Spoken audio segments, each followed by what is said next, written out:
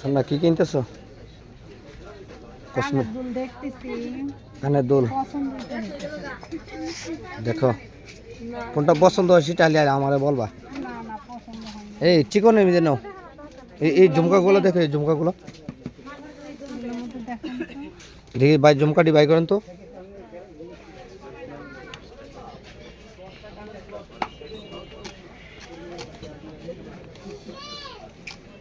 আর এটা এটা উপরেটা বাই করেন, দুইটা বাই করেন দেখি।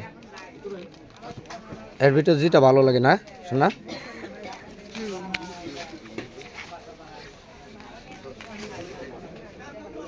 দিয়ে পুরাটা থুমকা দেখি। দিচ্ছি ভাই, একটু ধৈর্য ধরেন। জিনিসটা অনেক সুন্দর না?